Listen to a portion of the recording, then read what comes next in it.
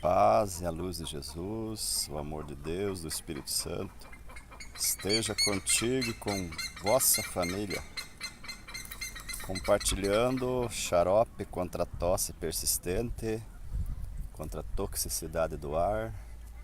Vamos compartilhar, vamos disseminar, vamos espalhar, porque Deus nos fez sua imagem e semelhança. Deus não tem dores e Ele não quer que as tenhamos.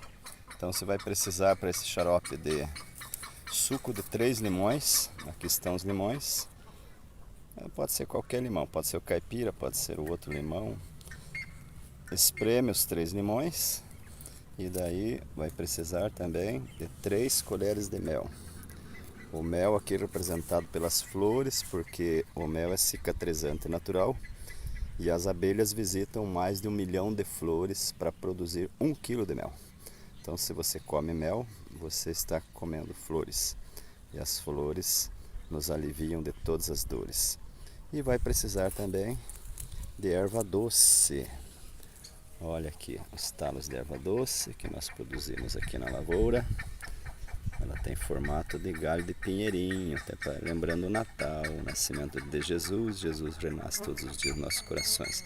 Então, relembrando, suco de 3 limões para o chá contra a tosse persistente, 3 colheres de mel puro e um talinho de erva doce. Aqui eu mostrei 3 talinhos, mas só um talinho de erva doce. Você picota igual a cebolinha e coloca na panela, não vai água nenhuma. E aí o que formará o xarope vai ferver por 3 a 5 minutos e terá ao final este xarope aqui. Ele fica assim nessa coloração de acordo com o mel que você colocar. E não desperdice os talos da salsinha. Estão vendo lá que eles estão ali? Claro, deixa depois que ferver, deixa por alguns minutinhos em infusão. Tampa a panela, deixa na infusão.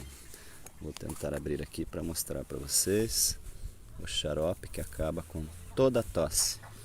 Divulgue, dissemine, compartilhe, para que nossas famílias tenham mais saúde. Divulgue para os idosos que têm aquela tosse seca e cure, ajude a curar também as criancinhas de Jesus, tá bom? Fique em paz, Deus te abençoe sempre. Xarope contra a tosse seca persistente. Procure nossos vídeos aí, nós temos ele sendo feito na panelinha, para quem ainda ficou com dúvida. Deus te abençoe sempre, fique em paz.